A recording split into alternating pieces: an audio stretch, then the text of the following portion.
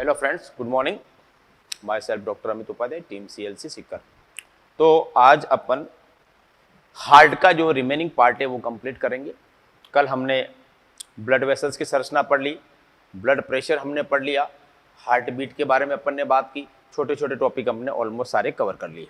आज हम बात करेंगे सबसे इंपॉर्टेंट पार्ट की, जिसका नाम है बॉडी फ्लूइड सर्कुलेशन, टॉपिक का नाम। और वहाँ का जो सब टॉपिक है वो है हार्ट रेगुलेशन, यानी हृदय किस प्रकार से अपनी क्रियाविधि को नियमित करता है। जैसा हमने श्वसन तंत्र में पढ़ा था, तो उसमें हमने पढ़ा था कि मेडुला ऑब्लोंगेटा होता है, न्यूमोटैक्सिस सेंटर होता है, पोन्स होता है, ये सब श्वसन की क्रियाविधि को नियंत्रित कर रहे थे। लेकिन अब अपन बात करेंगे कि हमारे हृदय की हार्ट बीट जो होती है वो किस तरह से नियंत्रित होती है। इतना हमें पता है कि ऐसे नोड से हृदय तरंगें उत्पन्न होती है, AV नोड में आती है, फिर बंडल ऑफ हिज में जाती है, वहाँ से वो दोनों लिलेयों में बंडल ब्रांच के थ्रू, पर्किंजे तंतुओं के थ्रू पूरे हृदय की पेशियों में फैल जाती है। और हृदय क्या करता है, एक लयबद्ध कंपन करना प्रारंभ कर देता है, संकुचन और शिथिलन, जिसको अपन कहते हैं हार्ट बीट या धड़कन। और कार्डिक साइकिल हमने पढ़ रखा है, चारों इवेंट अलग अलग। ओके गाइस, तो आज अपन शुरू करते हैं रेगुलेशन ऑफ कार्डिक एक्टिविटी, यानी नियमन किस प्रकार से होता है। Heart regulation, heart regulation.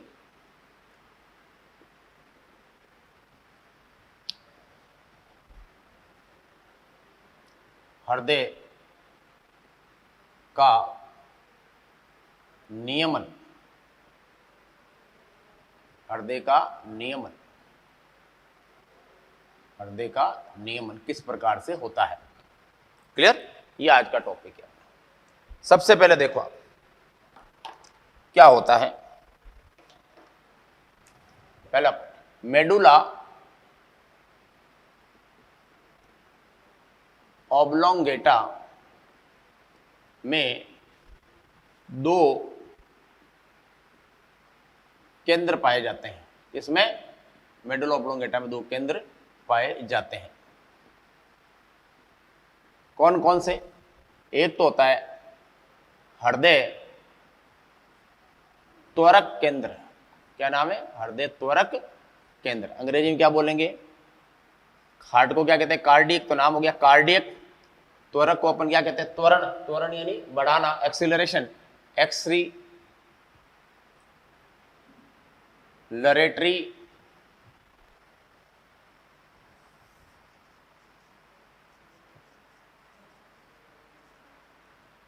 एक्सीलरेटरी centre, यानी कि CAC। ये तो हृदय दर को बढ़ाएगा। दूसरा जो केंद्र पाया जाता है उसका नाम है हृदय संदमक, यानी कम करने वाला केंद्र। और इसके लिए अपन को पता है का नाम हो जाएगा हार्ट संदमक को क्या कहते हैं? इनिबिटरी केंद्र को क्या कहते हैं? सेंटर। शॉर्ट करो इसका H। कार्डियक या कार्डियक, हार्ट की जगह आप कार्डियक भी यूज कर सकते हो, कार्डियक इजी रहता है कि मेडिकल साइंस में cardiac use. Cardiac एक्सिलर inhibitory centre, यानी CIC। दो सेंटर हो गए, बढ़ाने वाला CAC, घटाने वाला CIC। ये दोनों किस में मिलेंगे आपको? मेडुला ऑब्लोंगेटा के अंदर। क्लियर। नेक्स्ट, इन CAC तथा CIC दोनों केंद्र का संबंध अनुकंपी, यानी कि सिंपैथेटिक नर्वस सिस्टम तथा परानुकंपी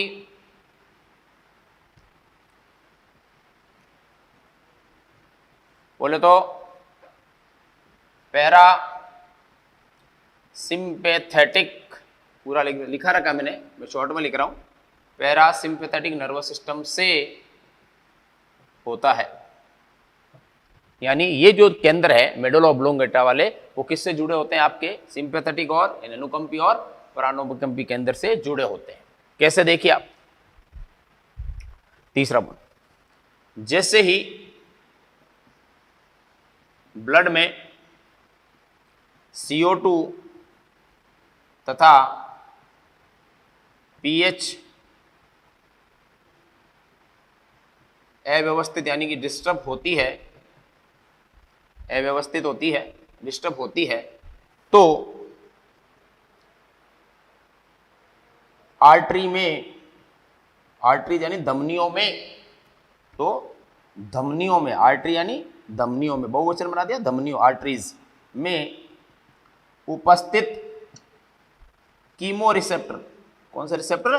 कीमो रिसेप्टर, इसको अपन कहते हैं रसायन के प्रति संवेदनशील संवेदांग, कीमो रिसेप्टर्स उत्तेजित हो जाते हैं और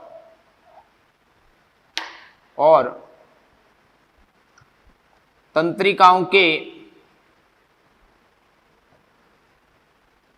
माध्यम से, क्या लिख रहा हूं, माध्यम से सूचनाओं को मेडुला ऑब्लोंगेटा में भेजते हैं। नेक्स्ट, मेडुला ऑब्लोंगेटा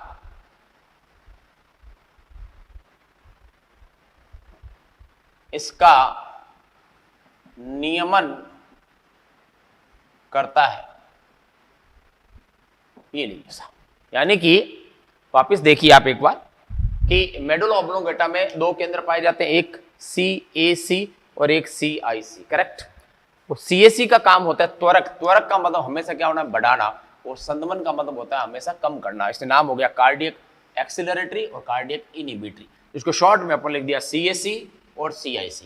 क्लियर यहां तक? अगली बात, इन CAC और CIC दोनों केंद्रों का संबंध अनुकंपी तथा परानुकंपी से होता है। तो जो किसके भाग है? स्वायत्त तंत्रिका तंत्र, यानी कि ऑटोनॉमिक नर्वस सिस्टम के दो भाग होते हैं, एक अनुकंपी और एक परानुकंपी। जैसे ही ब्लड में CO2 और pH डिस्टर्ब यानी अव्यवस्थित होती है, तो आर्टरीज में हमेशा रिसेप्टर कहां मिलते हैं? धमनियों में, यानी आर्टरीज में उपस्थित कीमो रिसेप्टर उत्तेजित हो जाते हैं और तंत्रिकाओं के माध्यम से मैसेज को कहां भेजते हैं? मेडुला ऑब्लोंगेटा में, और मेडुला ऑब्लोंगेटा आगे इसका कंट्रोल करता है। ये लिखिए, फिर मैं आपको इसको फ्लो चार्ट के अंदर समझा तो किस प्रकार से कंट्रोल होता है। लिखिए फटाफट से।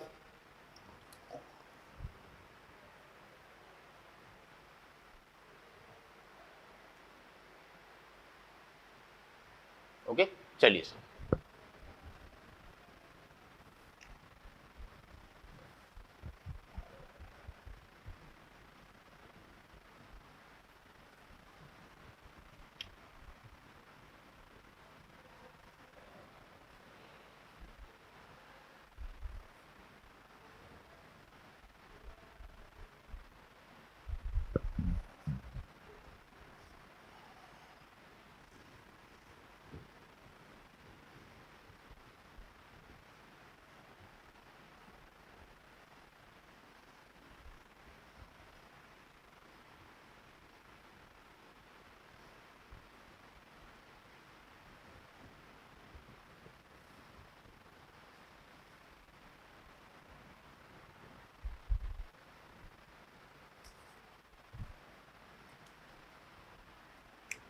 इधर देखिए आप, दो सेंटर बनाते हैं अपन, बहुत इजी है। देखो, ये मैंने बना दिया मेडुला ऑब्लोंगेटा, एक डब्बा तो किसका बना दिया? मेडुला ऑब्लोंगेटा का।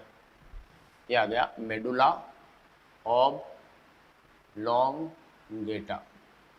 करेक्ट। इसमें कौन से कितने सेंटर है? दो, एक तो है CAC और एक है CIC। CAC और CIC, CAC मतलब बढ़ाने वाला और CIC मतलब घटाने वाला। त्वरक है एक तो, और एक संदमन करने वाला। ये बात अपन पहले लिख चुके हैं। इनका संबंध किससे होता है? अभी मैंने कहा था सिंपैथेटिक और पैरासिम्पैथेटिक। ये लो दूसरा डब्बा मैंने बना दिया, ये इसका नाम हो गया ऑटोनोमिक। ऑटोनोमिक, ये तो CNS का भाग है। मेडुला ऑब्लोंगेटा किसका भाग है? केंद्रीय तंत्रिका तंत्र, बोले तो सेंट्रल नर्वस सिस्टम का भाग है। जबकि ये है वो दूसरा नर्वस सिस्टम का भाग है, ऑटोनोमिक नर्वस सिस्टम यानी कि स्वायत्त, बता रखा है मैंने आपको कई बार, ये तंत्रिका तंत्र यानी कि शॉर्ट में अपन बोलते हैं ANS। क्लियर? इसके अंदर भी दो सेंटर होते हैं, एक होता है अनुकंपी, एक होता है परानुकंपी। एक अनुकंपी और एक परानुकंपी।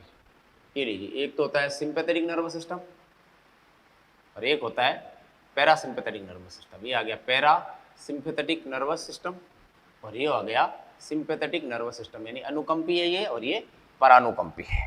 क्लियर? तो अपन इस तरह से लिख देते हैं, इधर शॉर्ट छोटा नाम से ही रहेगा SNS और इधर आएगा PSNS। क्लियर? इस CSC का कनेक्शन किससे होता है? इस SNS से। और CIC का कनेक्शन इससे होता है। क्लियर? अब आप देखिए किस तरह से क्या है। और जैसे ही ये मैंने एक धमनी बना दी, ये धमनी है और इस धमनी की आंतरिक सतह पर कौन सा ऊतक होता है? सरल सल्काकार वाला ऊतक। पता ही आपको, एंडोथीलियम कहते हैं जिसको, हम संरचना पढ़ चुके हैं धमनी की। और यहां पर पाए जाते हैं विशेष प्रकार के क्या? रिसेप्टर।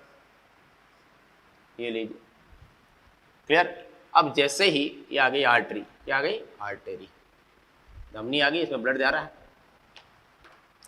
ये ब्लड जा रहा है साविदा, ये ब्लड आ गया।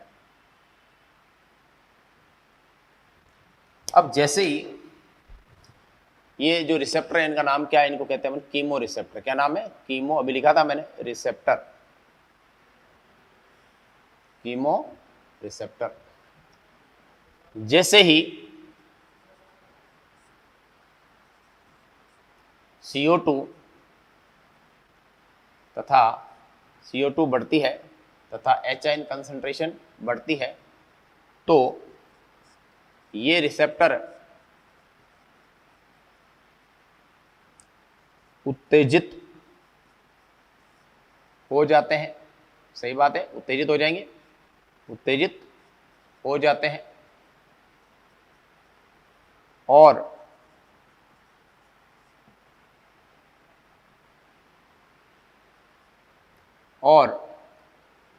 नर्व यानी तंत्रिकाओं के द्वारा,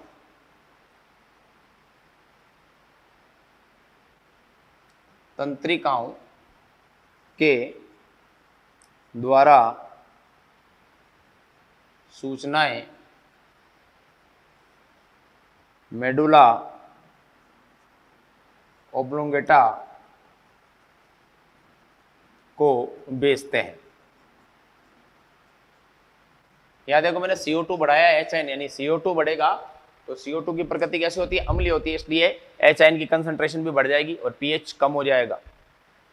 क्लियर? और यहां से ये मैसेज आएगा किसके पास? सबसे पहले CAC के पास। किसके माध्यम से गया मैसेज?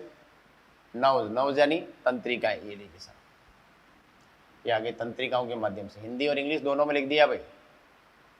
तंत्रिकाओं के माध्यम से मैसेज कहां चला गया? CAC के पास। CAC को जाके कहेगा कि ब्लड के अंदर CO2 बढ़ गया है, H बढ़ गया है, इसको बाहर निकालो। तो हार्ट क्या करेगा? फेफड़े तो अपना काम करेगी, श्वसन तो तेज होगी, साथ ही साथ में हृदय की जो संकुचन की क्षमता वो तेज हो जाएगी, ताकि सर्कुलेशन क्या हो? तेजी से हो, फटाफट ब्लड आए और उसमें से CO2 निकल जाए फेफड़ों के माध्यम से। तो ये मैसेज देगा किसको आगे? इमीडिएट किसको देगा? सिंपैथेटिक नर्वस सिस्टम को। CAC देगा सिंपैथेटिक, सिंपैथेटिक किसको देगा? वापस किसको देगा? आगे नर्व्स यानी तंत्रिकाओं को। और तंत्रिकाएं क्या करती? किस पे अटैक करेगी? क्या मुक्त करती है? ये जाती है किस पे? ऐसे नोड पर। किस पे? ऐसे नोड, जिसका दूसरा नाम आपने क्या रखा था? पेस मेकर पर। कहाँ जाती है? पेस मेकर पर। यानी कि यहां से तंत्रिकाएं निकली, किस पर आई? तंत्रिकाएं यानी नर्व्स निकली, किस पर आई? ऐसे नोड, जो किसमें होता है? हार्ट के अंदर। ऐसे नोड कहां पर आई है? हार्ट के अंदर। कौन से चेंबर के अंदर होता है? दाएं आलिंद में, राइट एट्रियम में। कल बताया था मैंने आपको ऐसे नोड। इसका दूसरा नाम था पेस मेकर, तीसरा नाम था heart of heart. Pacemaker, और यहां पर अटैक करके पॉजिटिव देगी, इसको भी पॉजिटिव। और यहां जाकर ये क्या मुक्त करती है? एड्रेनलिन का स्त्रवण होता है। इसका स्त्रवण होता है एड्रेनलिन। एड्रेनलिन हार्मोन भी है, आगे मैं बताऊंगा आपको, न्यूरोट्रांसमीटर भी है, दोनों है, हार्मोन भी है और न्यूरोट्रांसमीटर। इसका काम हमेशा हर क्रिया को क्या होना है? बढ़ाना होता है। एड्रेनलिन का स्त्रवण होता है जो हार्ट रेट यानी हृदय दर, जो हार्ट रेट को क्या करता है, बढ़ा देता है। हार्ट रेट बढ़ेगी तो हार्ट में संकुचन क्या होगा, ज्यादा होगा, तो हार्ट से ब्लड क्या निकलेगा, बाहर ज्यादा निकलेगा, स्ट्रोक वॉल्यूम ज्यादा होगा, कार्डियक आउटपुट ज्यादा होगा, तो उसमें फटाफट CO2 फेफड़ों के माध्यम से बाहर निकल जाएगी।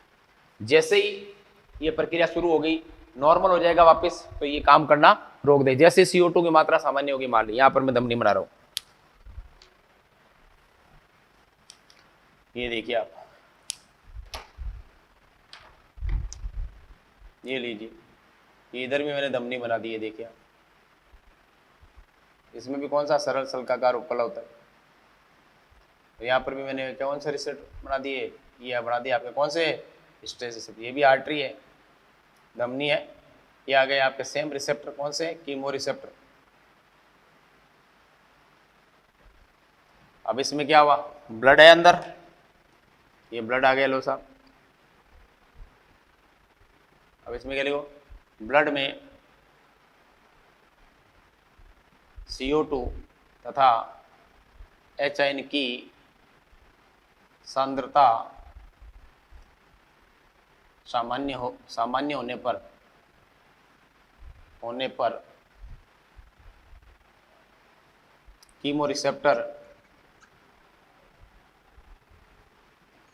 कीमो रिसेप्टर उत्तेजित नहीं होते हैं। अब क्यों होंगे उत्तेजित, क्लियर, क्योंकि अब CO2 और HN की सांद्रता क्या हो गई, बराबर हो गई, इसलिए उत्तेजन होना रुक जाएगा। अब यहाँ से मैसेज जाएगा, सबसे पहले किसके पास जाएगा, CIC के पास। ये जैसे उत्तेजन बंद होगा, इमीडिएट मैसेज किसको जाएगा, CIC को। कहाँ से, यहाँ से, तंत्रिकाओं के।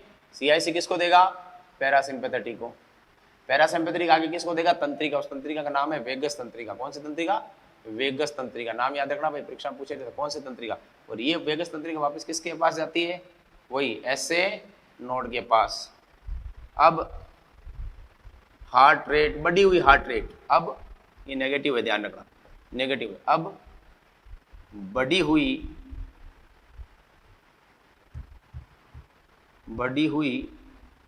यानी जो एक्स्ट्रा बढ़ गई थी, बढ़ी हुई हार्ट रेट वापस नॉर्मल यानी सामान्य हो जाती है। बढ़ी हुई हार्ट रेट वापस क्या हो गई, नॉर्मल हो गई। यानी ये तो बढ़ाने का काम करेगा और ये घटाने का काम। ये पूछा जाता है कौन सी तंत्रिका, वेगस तंत्रिका। क्लियर, लिखिए भाई फटाफट। ये है रेगुलेशन की मैकेनिज्म। बढ़ते ही बढ़ जाएगी हार्ट रेट, और जैसे ही नॉर्मल हुआ वापस CO2 और HN कंसंट्रेशन, हाथों हाथ मैसेज कौन देगा, CIC भाई, जो बढ़ा हुआ है उसको वापस क्या कर दो, कम कर दो। वापस सारा मुद्दा किस पे आएगा, घूम फिर के, आपको पता ही है, सब कुछ अटैक किस पे होगा, SA नोड पर। सब कुछ SA नोड, क्योंकि हृदय तरंगों की जो उत्पत्ति होती है वो SA नोड से ही होती है। क्लियर, लिखिए सर। ये आपके कंप्लीट हो जाता है रेगुलेशन। अब अपन बात करते हैं ECG की।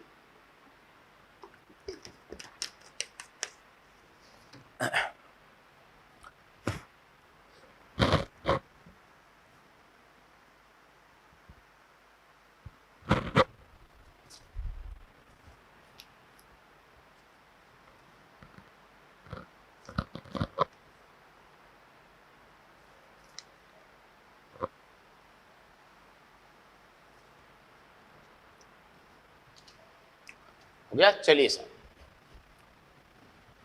अब बात करते हैं ECG की।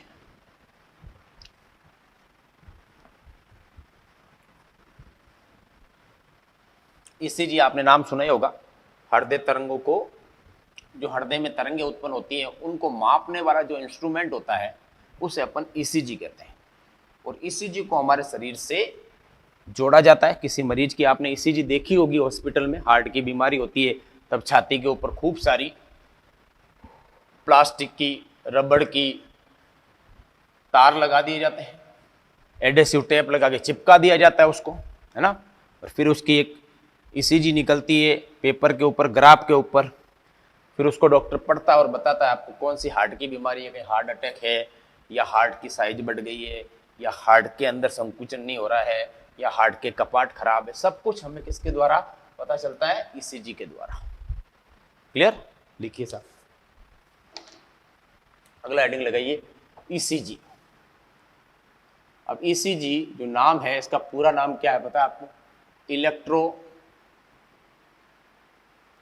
कार्डियो, देखो बहुत ध्यान से लिखना, इस नाम को बहुत गलती होती है, कार्डियोग्राफ। क्या नाम है इस मशीन का? इलेक्ट्रोकार्डियोग्राफ। मशीन का नाम तो है ग्राफ, ध्यान रखना ग्राफ है पीछे। ईसीजी की फुल फॉर्म इलेक्ट्रोकार्डियोग्राफ है, यानी ये तो है मशीन। देखो इसमें गलती कहाँ होती है बताता हूँ मैं, ये तो है मशीन को क्या बोलोगे? ग्राफ। अब इस मशीन में से एक पेपर निकलेगा जिसके ऊपर ईसीजी बनी होती है, उसे कहोगे इलेक्ट्रोकार्डियोग्राम। दूसरा है इलेक्ट्रो कार्डियो, कंफ्यूज मत होना भाई, कहीं ग्राफ कहीं ग्राम हो, तो ये है ग्राम। इसका मतलब क्या होता है? ईसीजी मशीन में से प्रिंट होकर निकलेगा, वो प्रिंटेड पेपर को कहते हैं। पेपर को तो क्या बोलोगे आप? इलेक्ट्रोकार्डियोग्राम। ग्राम का मतलब क्या? मशीन में निकलने वाला पेपर। और मशीन को क्या बोलोगे आप? ग्राफ। उल्टा है, ध्यान रखिएगा। इलेक्ट्रोकार्डियोग्राम आए तो क्या बोलोगे? पेपर, ठीक है ना। और ग्राफ आए तो क्या बोलोगे? मशीन। ध्यान रखना, उल्टा है। होना ये चाहिए था कि पेपर के ऊपर ग्राफ बनता है, लेकिन यहाँ पर उल्टा नाम दिया गया है। चलिए साहब, आविष्कारकर्ता कौन है? Invented by. आविष्कार को क्या कहते हैं अपन? इन्वेंशन। इन्वेंटेड बाय, साइंटिस्ट का नाम इन्थेवॉन। इन्थेवॉन ने सर्वप्रथम ईसीजी बनाई थी। इन्वेंटेड का मतलब इन्वेंशन, आविष्कार किया था। क्या है ईसीजी? देखिए ईसीजी यानी इलेक्ट्रोकार्डियोग्राफ। ईसीजी मशीन हृदय में यानी हार्ट में उत्पन्न होने वाली तरंगों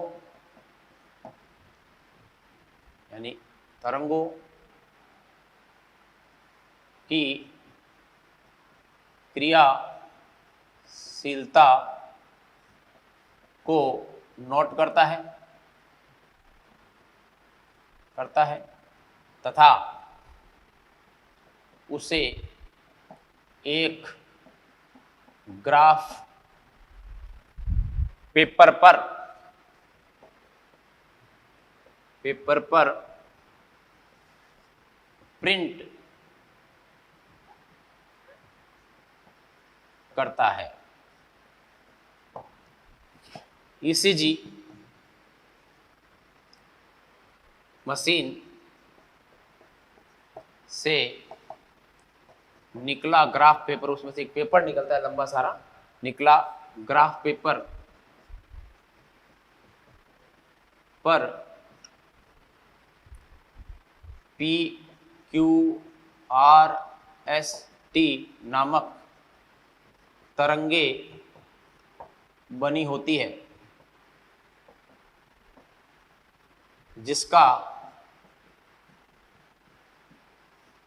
जिसकी स्टडी यानी अध्ययन करके हार्ट संबंधी रोगों का पता लगाया जाता है। हार्ट संबंधी रोगों का पता लगाया जाता है। नेक्स्ट,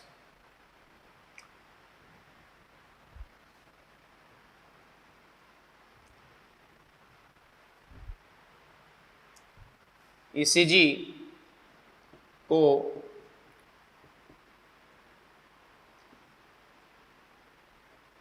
शरीर से विभिन्न प्रकार के तारों के द्वारा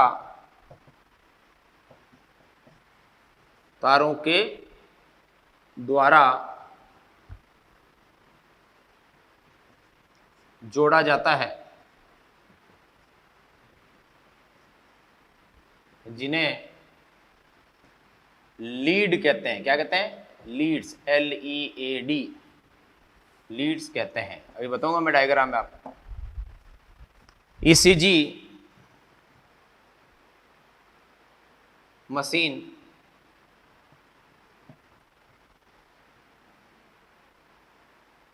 जब मरीज के हृदय से जुड़ी हुई होती है तो पिप पिप की ध्वनि आती है। यानी कि जब मशीन लगा देते हैं तो मशीन में से अपने जैसे हार्ट रेट चलती रहेगी ना, वैसे वहाँ आवाज आती रहेगी पिप पिप पिप पिप, जैसे अपना हार्ट कर रहा है ना, कॉन्ट्रैक्ट रिलैक्स कॉन्ट्रैक्ट, लब लब लब डब लब डब जैसे करता है, जैसे हार्ट साउंड करती है ना, वैसे ही हार्ट जब संकुचन और शिथिलन होता है तो उस दौरान आपके मशीन में भी वो चीजें रिकॉर्ड होगी, क्योंकि आपके वायर सारे हार्ट से लगा रखे हैं, अटैच होता है, खूब सारे वायर लगे होते हैं, हाथ पे भी लगे होते हैं, पैर पे भी लगे होते हैं, हार्ट पे भी लगे होते हैं। अभी मैं आपको बताऊंगा किस तरह से लगते हैं। वो लगने के बाद वो मशीन के अंदर कैसे आवाज आती है, जैसे अपने नहीं आती घड़ी की आवाज टक टक, जैसे उसकी आवाज आती रहती है पिप पिप पिप पिप, यानी एक पिप का मतलब होता है एक हार्ट रेट चल रही है, एक धड़कन है उसकी। क्लियर? तो पिप पिप की ध्वनि आती है। यदि कार्डियक यानी हार्ट, कार्डियक यदि हार्ट इस ध्वनि को लगातार कर दे, जैसे पी हो गया साहब, इस तरह से हो जाए क्या, यदि ये ध्वनि जैसे पिप पिप चल रही है और पिप पिप चलती है, अचानक हार्ट में क्या हो जाए, पी, इस तरह से लंबी साउंड हो जाए, जैसे हो जाए, तो व्यक्ति को कार्डियक अरेस्ट हो जाता है। ध्यान रखना, पूछा जाएगा अगर पिप पिप करता हुआ एकदम पी में कन्वर्ट हो जाए तो कौन सा रोग हुआ है, वो हुआ कार्डियक, व्यक्ति को कार्डियक अरेस्ट हो जाता है और उसकी डेथ हो जाती है।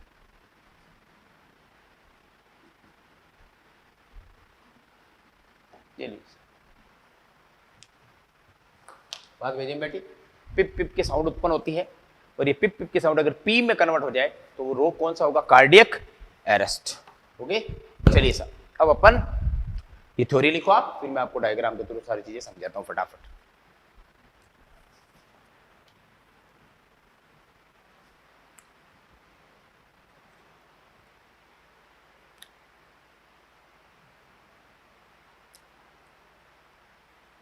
बहुत सिंपल है, ग्राफ है, उस पे पर कौन कौन सी वेव होती है, 5 प्रकार की, P Q R S T. Okay, चलिए सर, इन सभी वेव का एक अलग अलग मीनिंग होता है, वो भी मैं आपको समझाऊंगा।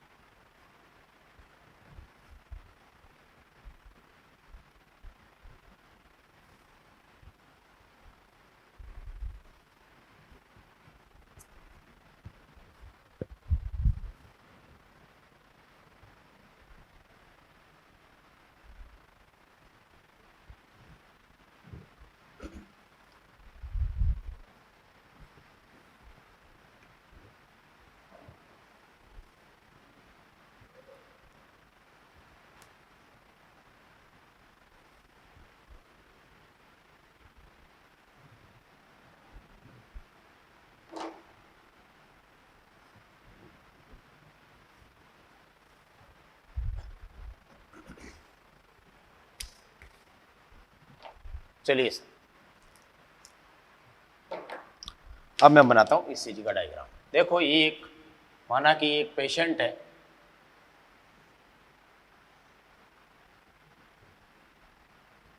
और ये इसके हाथ हो गए, ये इसके पैर हो गए,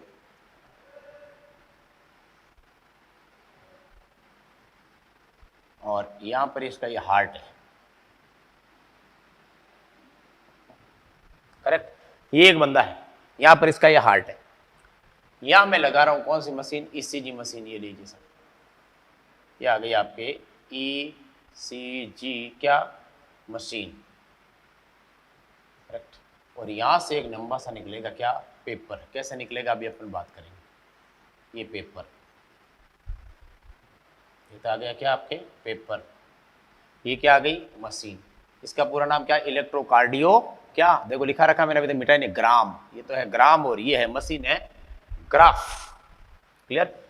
अब इस मशीन को कैसे जोड़ा जाता है, किसके द्वारा जोड़ा जाएगा, तार के द्वारा। मशीन को, कौन सी मशीन, ईसीजी। मशीन को पेशेंट से, पेशेंट यानी मरीज से दो प्रकार के तारों, तारों को क्या बोलेंगे अपन, लीड के द्वारा जोड़ा जाता है।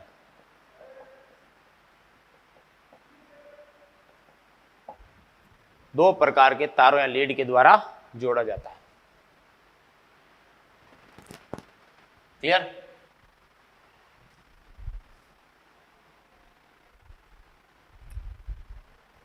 एकदम परफेक्ट है, जोड़ा जाता है। कौन कौन सी, एक तो है आपके लिम्ब लीड, क्या नाम है उसका, लिम्ब। लिम्ब का मतलब होता है हाथ और पैर, जिसको अपन कहते हैं लिम्ब लीड्स। और दूसरी जो लीड है जो छाती से जोड़ी जाती है उसको कहते हैं अपन चेस्ट लीड। ये तो होती है संख्या में 3, ये होती है संख्या में 6 यानी 6। कैसे जोड़ा जाता है देखिए बात। यहां से पहले मैं लिम्ब लीड बना रहा हूं। लिम्ब का मतलब हाथ से, एक जो आएगी वो जुड़ेगी इससे यहां से। ये इसका कौन सा हैंड है, राइट हैंड है। कौन सा है, राइट हैंड यानी आर्म। एक तो यहां से जुड़ेगी, ये इसके हाथ बना देता हूं, अंगुलियां यहाँ पे जोड़ी जाएगी। ये कौन सी जगह है इसकी जोड़ने वाली, रिस्ट। रिस्ट यानी कलाई से जोड़ा जाएगा, राइट, राइट हाथ की कलाई पे। क्लिप होता है जैसे अपने कपड़े टांगने की क्लिप होती है, वैसी क्लिप होती है, वो यहाँ पर लगा दी जाती है। कहाँ पर, हाथ के जस्ट ऊपर, जहाँ पर अपने क्या लिखा मैंने, एल, रिस्ट। रिस्ट यानी कलाई पर, यहाँ पर जॉइंट पर हिस्से का लगा दी जाती है एक क्लिप यहाँ पर, और एक क्लिप लगाएंगे इस हाथ पे।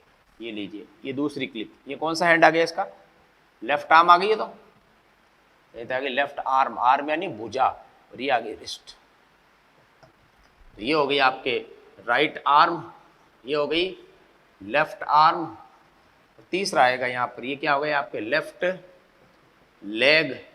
लेग का ये कौन सा भाग है आप देख लो, इसे कहते हैं एंकल। एंकल यानी एडी, इस जगह लगाया जाता है।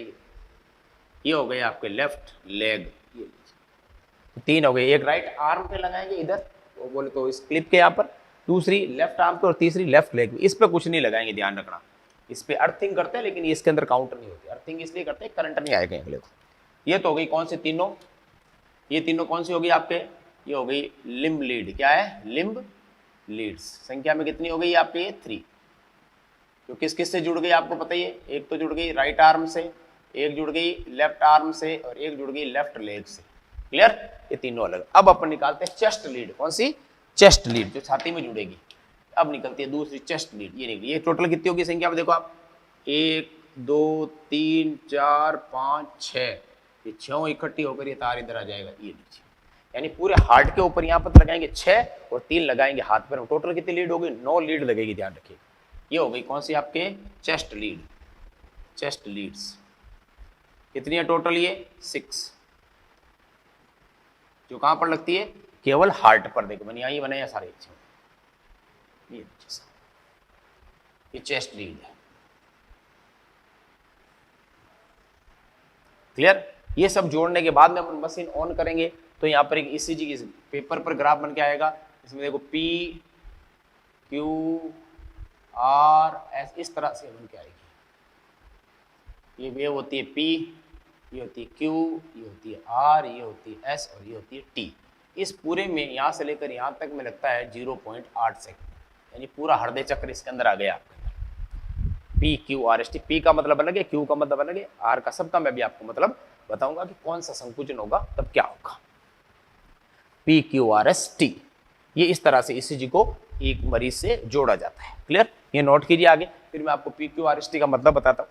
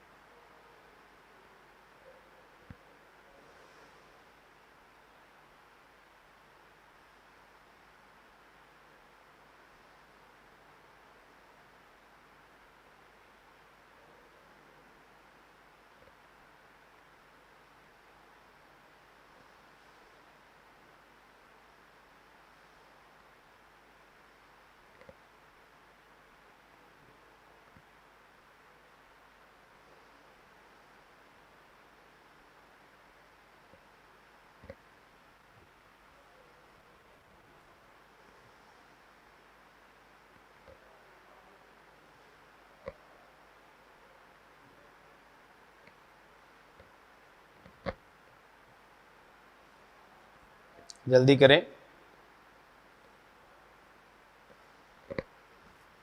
चलिए सर, अब मैं आपको बताऊंगा इन ईसीजी, एक स्टैंडर्ड ईसीजी बना के इस सबका वेव का मतलब क्या होता है। अब आपको पता चल गया किस किस से जोड़ा जाता है। तो लिम्ब लीड कितनी हो गई? 3। चेस्ट लीड कितनी हो गई? 6। चलिए सर,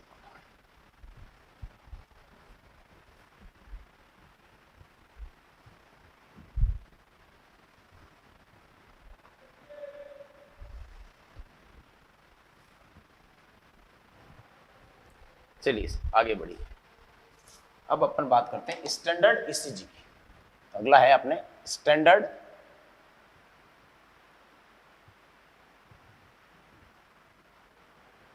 ईसीजी। एक प्रारूप ईसीजी की संरचना क्या होती है? इधर देखिए आप, ये पी, ये क्यू, ये आर, ये एस, ये टी,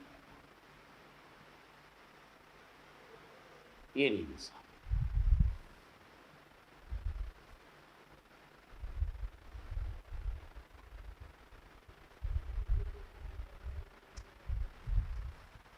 अब यहां से लेकर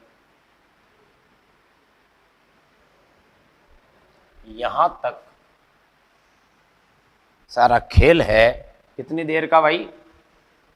ये है आपके 0.8 सेकंड का खेल है। ये ईसीजी है, एक स्टैंडर्ड और नॉर्मल ईसीजी। ये पी वेव है, ये क्यू वेव है, ये आर वेव है, ये एस वेव है और ये टी वेव है। कितनी वेव हो गई? 1 2 3 4 5। अब किसका मतलब क्या होता है देखिए आप। शुरुआत कहां से होती है आपको पता है? संकुचन, मतलब जो तरंगे उत्पन्न होती है वो कहां से उत्पन्न होती है? ऐसे नोड से। तो सबसे पहले ऐसे नोड से शुरू करेंगे आप। तरंगे जहां से उत्पन्न होगी सबसे पहले यही वेव आएगी। तो सबसे पहले मतलब लिखते हैं पी वेव का मतलब क्या है। अब लिखते हैं मीनिंग। मीनिंग्स क्या है इनके सबके? क्या है ये स्टैंडर्ड? सबसे पहले पी वेव, पी तरंग। पी वेव यानी पी तरंग कब आएगी? जब दोनों आलिंद संकुचित हो। जब दोनों आलिंद संकुचित होंगे तब पी वेव आएगी। पी का मतलब दोनों आलिंदों ने संकुचन कर लिया है और जो रक्त आलिंद में था वो नीले में जा चुका है। यानी इसके खूब सारे शब्द कहने के अलग है। देखिए, इसको अपन अंग्रेजी में बोलेंगे एट्रियल सिस्टोल। लेकिन दोनों ध्यान रखिएगा, दोनों शब्द बहुत इंपॉर्टेंट है इसके अंदर, एक नहीं दोनों। एट्रियल सिस्टोल एक ही, या इसको बोल सकते हो आप एट्रियल डीपोलराइजेशन। डीपोलराइजेशन का मतलब एक्टिव ही होता है वैसे, ये सब मैं आपको तंत्रिका में पढ़ाऊंगा। यानी कि आलिंद का, आलिंदों का, नोट आलिंद, आलिंदों का विध्रुवीकरण। इसका मतलब सक्रिय होता है, लिखने का तरीका अलग अलग है। विध्रुवीकरण बोले तो सक्रियकरण। ये हो गया पी वेव। अब परीक्षा में आपको एक पूछ ले कोई, आलिंदों का एट्रियल सिस्टोल को, तो ये बात वही है, चाहे एट्रियल डीपोलराइजेशन को वही आते हैं। क्लियर है? चलिए दोनों साथ में संकुचित करें। अब आती है बात क्यू वेव की। क्यू वेव का मतलब क्या है देखिए। क्यू वेव का मतलब है संपूर्ण संचरण पथ। संचरण पथ कौन सा? वो S A node, A B node, bundle of His, पूरा संचरण, यानी कि कंडक्टिव पाथ, संपूर्ण संचरण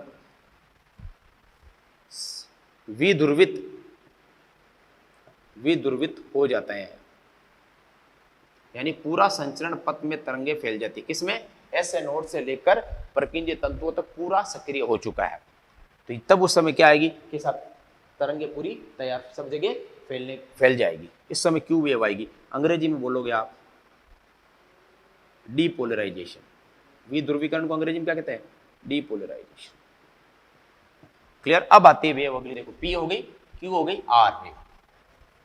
ये आर वेव मैंने आपको हार्ट साउंड पढ़ाई थी तब बताया था। आर वेव कब आती है? जब फर्स्ट हार्ट साउंड होती है, याद है ना, लब, उस समय आर वेव। इसमें क्या होगा? जब लेफ्ट वाला पहला कांटेक्ट करता है, जब लेफ्ट वेंट्रिकल यानी नीले विदुर्वित होता है। विदुर्वित का मतलब सक्रिय होता है, दुर्वित होता है, यानी कि अपनी भाषा में लिखे, अंग्रेजी में तो बहुत ईजी है, लेफ्ट वेंट्रिकल डीपोलराइजेशन। क्यों भाई, इंग्लिश ही तो लिखा मैंने, और तो चीज़ तो वही है, डीपोलराइजेशन। और इस समय कौन सी फर्स्ट हार्ट साउंड आती है, हार्ट साउंड में आर वेव, यानी आर वेव उत्पन्न, परीक्षा में सवाल आता है फर्स्ट हार्ट साउंड में कौन सी वेव उत्पन्न होती है, आर वेव उत्पन्न होती है। चलिए सर, ये हो गई आर तक, पी हो गया, क्यू हो गया, आर हो गया। अब बात करते हैं एस की। एस कब आएगा, जब वो तो कौन सा था, लेफ्ट था ना, जब राइट वेंट्रिकल, जब राइट वेंट्रिकल डीपोलराइज यानी कि विध्रुवित यानी सक्रिय होता है, तब कौन सी वेव आती है, आपके एस वेव। क्लियर। चलिए सर, अब आ जाओ टी वेव। जब दोनों नीले वापिस सामान्य अवस्था में आते हैं, अर्थात जब दोनों नीले जिन्होंने संकुचन किया था अब वापस क्या होंगे, वो रिलैक्स होंगे, उस समय कौन सी वेव आएगी, टी वेव। इसको और क्या कह सकते हो, या वेंट्रिकुलर, एट्रियल क्या, वेंट्रिकुलर रीपोलराइजेशन, रीपोलराइजेशन ध्यान रखिएगा, रीपोलराइजेशन। वो था डीपोलराइजेशन, देखो क्या लिखा था, डी मतलब एक्टिव, री मतलब वापस नॉर्मल आना, रिटर्न होना, बैक होना। या कह सकते हो आप इसे नीले पुनः ध्रुवीकरण, नीले पुनः ध्रुवीकरण, ध्रुवीकरण, वापस लौट कर नॉर्मल आ जाना। तो कितनी वेव हो गई, पी क्यू आर एस।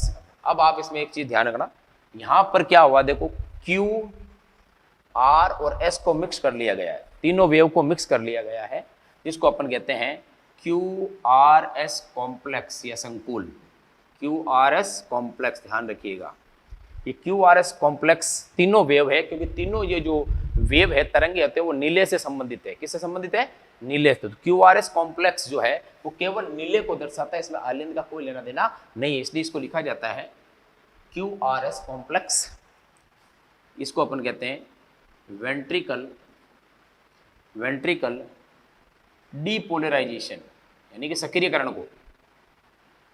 को दर्शाती है। किसको दर्शाती है, वेंट्रिकुलर डीपोलराइजेशन। वेंट्रिकुलर डीपोलराइजेशन या लिख सकते हो आप वेंट्रिकल में संकुचन हो रहा है, सक्रिय है इसलिए, या कह सकते हो वेंट्रिकुलर सिस्टोल को दर्शाती है। एक ही बात है, इतना लिखिए, फिर आपको मैं क्यू आर एस कॉम्प्लेक्स के बारे में और बताता हूं। सारी वेव का आपको पता होना चाहिए किसका मतलब क्या होता है,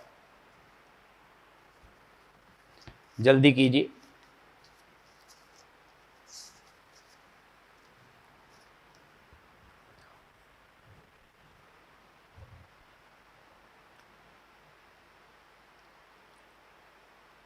चलिए सर, तो P wave, Q wave, R wave, S और टी वेव।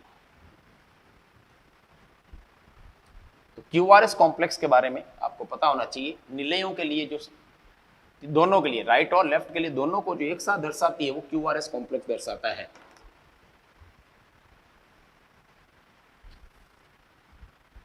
अब आगे बढ़ते हैं थोड़ा सा। क्यू आर एस कॉम्प्लेक्स बराबर 1 हार्ट बीट होती है, एक धड़कन, यानी किसके बराबर होती है, आपके क्यू आर एस कॉम्प्लेक्स। मान लो एक ईसीजी में एक क्यू आर एस कॉम्प्लेक्स है, तो एक धक बोल गया, ये मान एक हृदय चक्कर के लिए मुख्य जो चीज होती है वो होता है निलयों का संकुचन। एक धड़कन जो होती है 1 हार्ट बीट के बराबर होती है, यानी एक क्यू आर एस कॉम्प्लेक्स बराबर 1 हार्ट बीट। क्लियर। दूसरा पॉइंट, क्यू ईसीजी में क्यू आर एस कॉम्प्लेक्स की संख्या काउंट यानी गिनकर काउंट करके हम हार्ट रेट हृदय दर की गणना कर सकते हैं। कैसे? किसी बंदे की 1 मिनट की आप ईसीजी निकालो, हार्ट से लगा दिया, 1 मिनट मशीन ऑन कर दी, ईसीजी आ गई पूरी, उस ईसीजी में गिन लो क्यूआरएस कॉम्प्लेक्स कितने हो रहे हैं, 1 1 2 3 ऐसे काउंट करोगे तो आपको उस बंदे की हार्ट रेट पता चल जाएगी। यानी ईसीजी में क्यूआरएस कॉम्प्लेक्स को गिनकर भी हम हार्ट रेट का पता लगा सकते हैं। क्लियर? ये आपके हो गई ईसीजी की अलग अलग वेव। तो ध्यान रखिएगा, जो आपके ईसीजी है उसमें ये वेव है, इन वेव के अलग अलग तरंगों का काम है। पी वेव जब आलिन संकुचित करते हैं, क्यू वेव जब संचरण पथ पूरा डीपोलराइज हो जाता है यानी एक्टिव हो जाता है, क्यूआरएस कॉम्प्लेक्स वेंट्रिकुलर सिस्टोल को इंडिकेट करते हैं, और टी वेव वापस वेंट्रिकुलर अपनी नॉर्मल अवस्था में आ जाती है जिसको अपन कहते हैं वेंट्रिकुलर रीपोलराइजेशन। क्लियर? ये लिखिए, फिर अपन लास्ट टॉपिक पढ़ते हैं जिसका नाम है हृदय रोग के बारे में।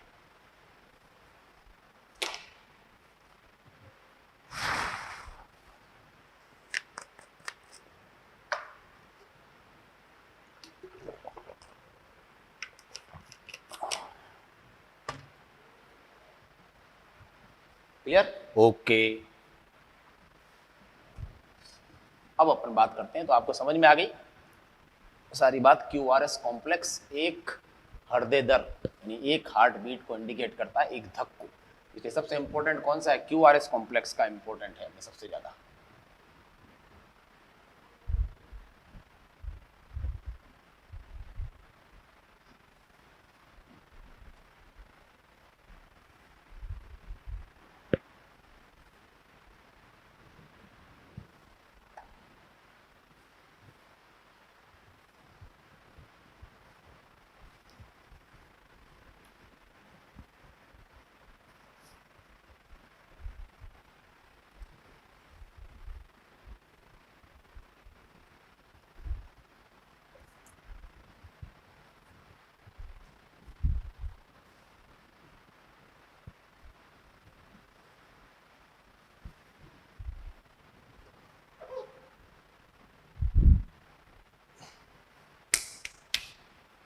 चलिए साहब आगे बढ़ी। अब लगाते हैं अपन हार्ट डिसऑर्डर, यानी हार्ट में कौन कौन से रोग आपको पढ़ने हैं। सबसे पहला रोग है, उसका नाम है हाइपरटेंशन। हाइपरटेंशन जिसको अपन कहते हैं ना ब्लड प्रेशर ज्यादा होना, यानी कि अपनी भाषा में कहे तो high blood pressure. High blood pressure को अपन कहते हैं हाइपरटेंशन। क्लियर? सबसे पहले अपन को पता नहीं ब्लड प्रेशर क्या होता है। पहली बात तो ये, ब्लड प्रेशर क्या है ना? जब हार्ट संकुचित होता है ना, नीले हार्ट का मतलब जब नीले संकुचित होता है तो धमनियों पर एक दाब पड़ता है, उसकी आंतरिक सतह पर दाब पड़ता है, उस दाब को ही अपन क्या कहते हैं? Blood pressure. जैसे अपन यहाँ पे हाथ रख के कहते हैं यार नाड़ी बहुत कूद रही है, तो हार्ट अंदर से ब्लड आ रहा है उसमें, तभी तो वो बाउंस कर रही है, कूद रही है, यानी आंतरिक सतह पर दाब पड़ रहा है। उस दाब को अपन उस इंस्ट्रूमेंट यानी स्फिग्मोमेनोमीटर इंस्ट्रूमेंट होता है उससे मापते हैं अपन, तब अपन को पता चलता है इस बंदे का ब्लड प्रेशर कितना है। तो पहले ब्लड प्रेशर क्या होता है? जब हार्ट का मतलब नीले, जब हार्ट सिस्टोल यानी संकुचित होता है, जब हार्ट सिस्टोल करता है तो उस दौरान धमनियों की यानी आर्टरीज की आंतरिक सतह, क्या नाम था? ट्यूबनिका इंटीमा, आंतरिक सतह पर लगने वाला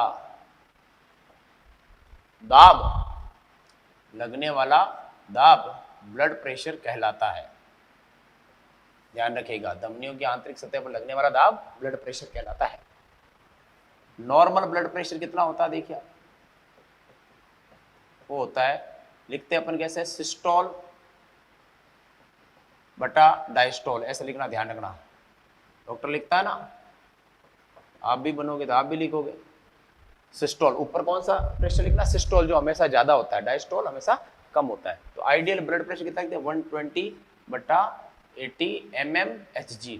mmHg का मतलब है पारे से तुलना की गई, उसकी पारे से मापा गया, यहाँ पर लगा के पट्टा और वो कप बना के बांध देता है, फिर वो ऐसे उस बलून को दबाता है और प्रेशर ऊपर जाता है, फिर स्टेप लगा के सुनता है हमारी साउंड। नॉर्मल कितना हो गया, 120। अगर मान लो कोई के हाई ब्लड प्रेशर हो तो कब होगा, अगर ब्लड प्रेशर ऊपर वाला 140 से ज्यादा और नीचे वाला 90 से ज्यादा mmH हो तो वो हाई ब्लड प्रेशर का शिकार होगा। इतना 140 सिस्टोल और 90 डायस्टोल हो तो ये हाई ब्लड प्रेशर में आता है। ठीक है, तो ध्यान रखिएगा, हाई ब्लड प्रेशर से क्या नुकसान होता है, हाई ब्लड प्रेशर से किडनी, लीवर, ब्रेन आदि को नुकसान पहुंचता है। यानी ये छोटी छोटी धमनियां होती हैं इनमें, वो उनको फटने की संभावना ज्यादा रहती है। अगर अपन बात करें किसी बंदे का लो ब्लड प्रेशर है, तो लो ब्लड प्रेशर होगा तो वो कितना होगा, ऊपर वाला कितना 90 और नीचे वाला कितना 60 है। ऊपर वाले से मतलब है सिस्टोल और नीचे वाले से मतलब है डायस्टोल। अगर इतना हो या इससे कम हो तो आपके क्या आ जाएगा, लो ब्लड प्रेशर। तो नॉर्मल तो ये है आइडियल, तो फिर ये हाई में आ गया, ये लो में आ गया। क्लियर। अगली बात, ब्लड प्रेशर को जिस इंस्ट्रूमेंट से मापते हैं उसका नाम क्या है भाई, यह लिख रहा हूं, ब्लड प्रेशर को इस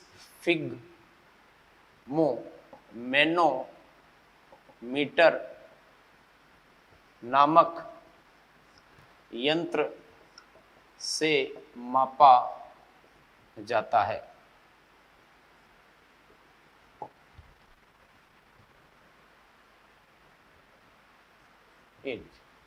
स्फिग्मोमैनोमीटर नामक यंत्र से मापा जाता है। ये हो गया आपके ब्लड प्रेशर की बात। क्लियर। देखिए आप इसे फिर लेते हैं अपन दूसरा रोग,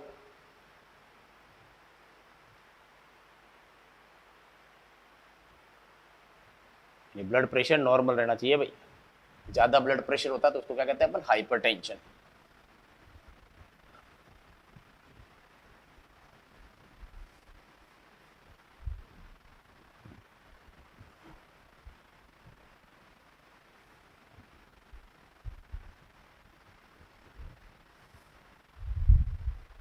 चलिए साहब आगे बढ़ते हैं।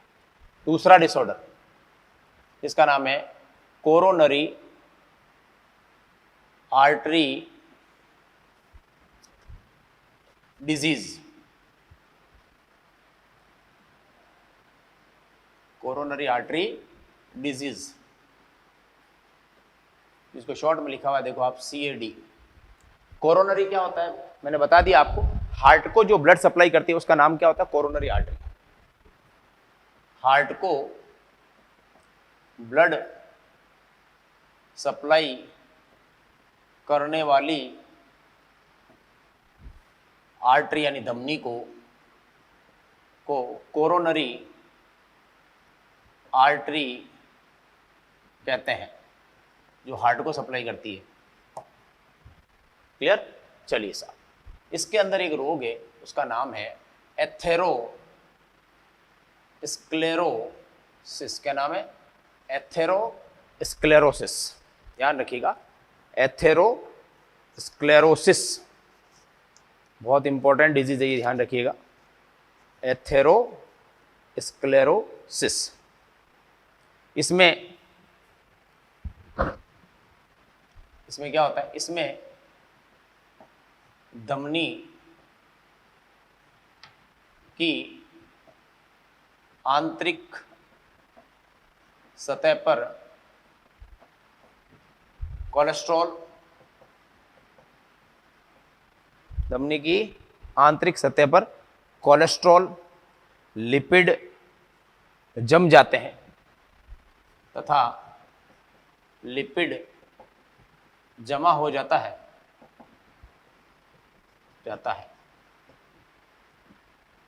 जिसके कारण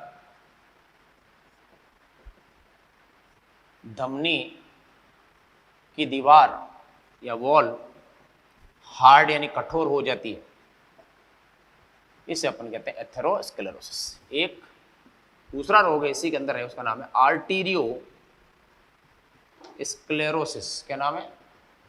वो तो था एथेरो, ये है आर्टीरियो स्क्लेरोसिस।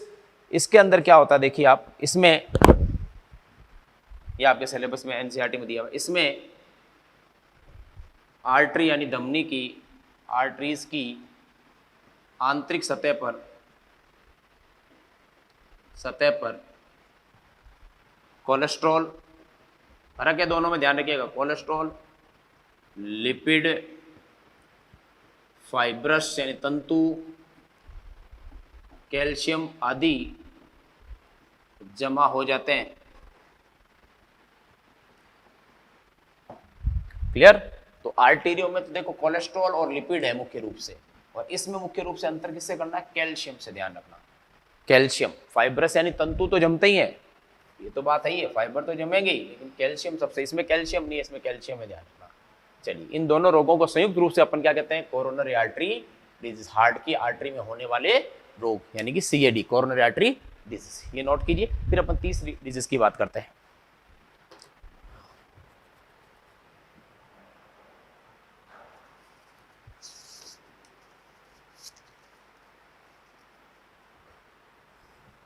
चलिए सर,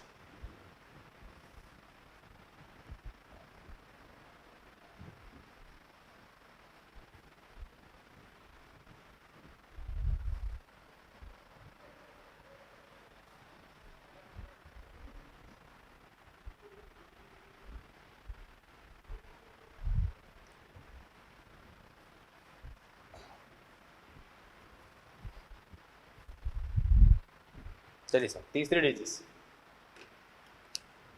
जिसका नाम है एंजाइना, या पूरा नाम है एंजाइना पेक्टोरिस या पेक्टोरेलिस, एक ही बात है। एंजाइना पेक्टोरिस क्या है? जब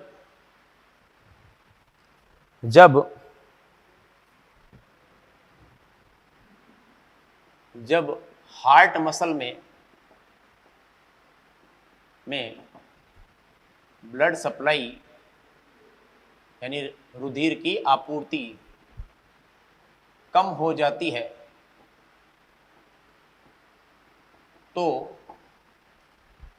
चेस्ट यानी छाती में दर्द होता है। इसे एंजाइना कहते हैं,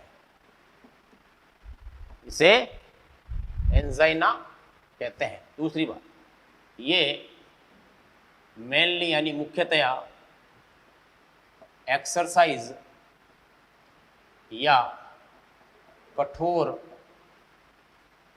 कार्य करने पर होता है, ध्यान रखना। नॉर्मल बैठे बैठे नहीं होगा एंजाइना, या कोई हार्डवर्क किया उस समय आपको एंजाइना होने की डर रहती है। ईसीजी में बिल्कुल नॉर्मल आता है ये, ओके। तो ज़्यादा कोई डर वाली बात नहीं, हल्का सा छाती में दर्द होता है, वो ठीक हो जाता है, डॉक्टर के पास जाते हो आप, ईसीजी कराते हो, बिल्कुल नॉर्मल आती है। चौथा रोग, ये किसी भी एज में हो सकता है, मेल को भी होता है, फीमेल को भी होता है, दोनों को हो सकता है एंजाइना, आप ध्यान रखिएगा, पढ़िएगा, आपको मिल जाएगा सारी चीजें। तीसरा रोग है वो है heart failure, heart failure HF. इसमें क्या होता है? जब हार्ट फेल का मतलब हार्ट काम नहीं कर रहा, हार्ट के नीले पंप नहीं कर पा रहे, जब लेफ्ट वेंट्रिकल, कौन सा वेंट्रिकल फेल होता है इसमें? लेफ्ट। बॉडी में सप्लाई करने वाला कौन सा वेंट्रिकल है? लेफ्ट ही है। जब लेफ्ट वेंट्रिकल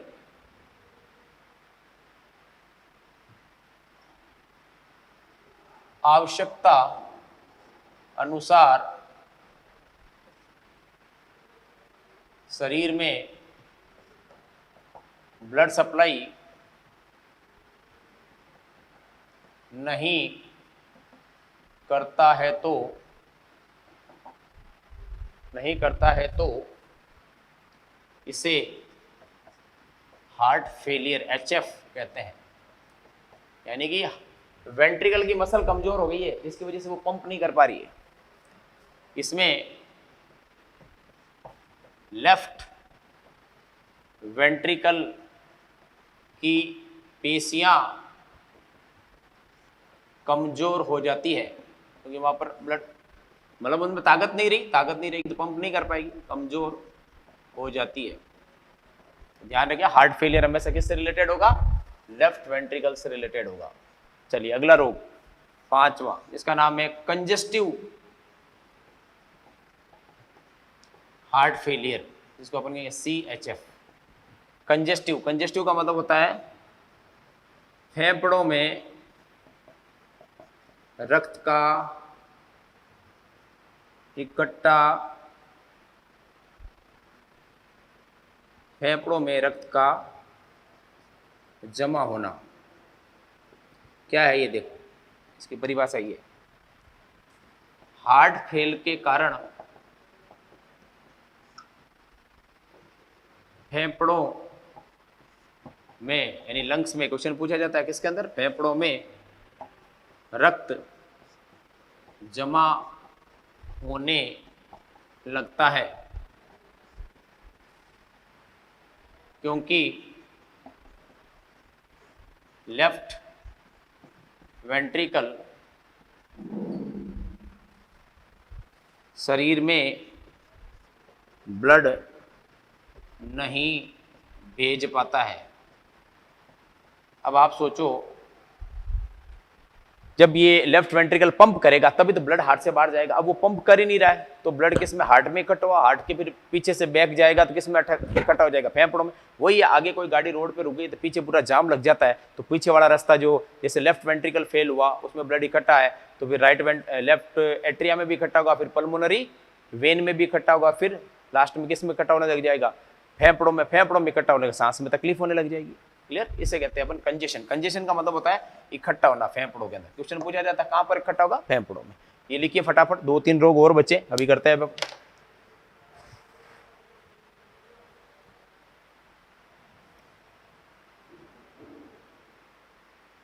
ओके चलिए,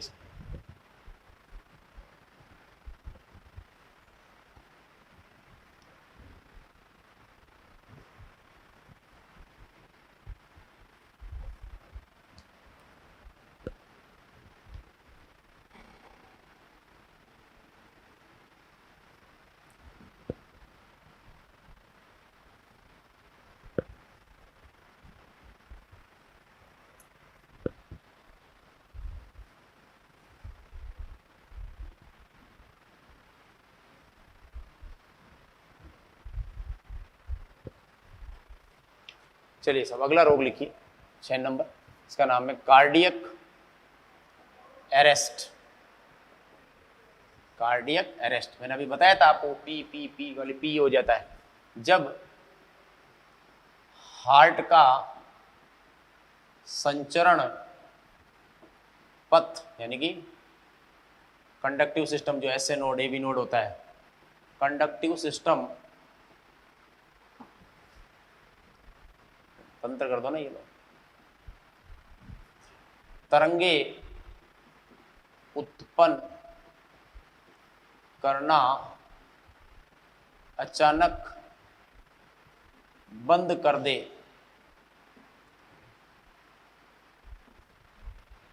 तो इसे कार्डियक अरेस्ट कहते हैं।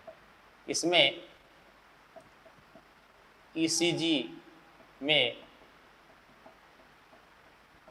पी की साउंड यानी ध्वनि उत्पन्न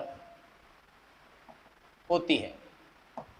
ओके गाइस, नेक्स्ट अगला यानी कि पी, ये मैंने पहले ही बता चुका हूं आपको। अब आता है आपके हार्ट अटैक। लास्ट बचा है कौन सा? हार्ट अटैक,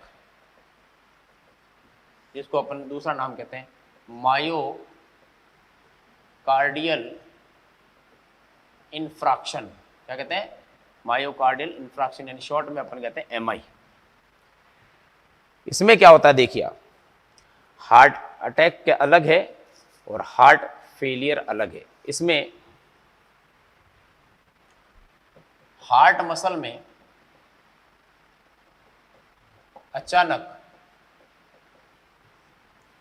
ऑक्सीजन की कमी हो जाती है,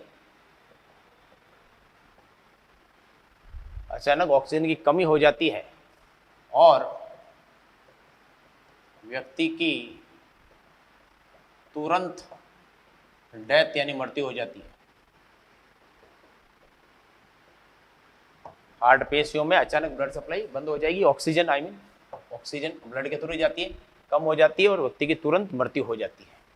इसी का दूसरा नाम है एमआई। एमआई का मतलब मायो का मतलब होता है हृदय की पेश या कार्डियल इन्फ्राक्शन का मतलब वो परमानेंट डेथ हो जाती है, उसकी वापस वो ठीक नहीं हो सकती है। इसे ठीक करने हेतु कोशिश करते हैं तो एक दवाई दी जाती है हेतु स्ट्रेप्टोकाइनेज। कौन सी? स्ट्रेप्टोकाइनेज दवा दी जाती है।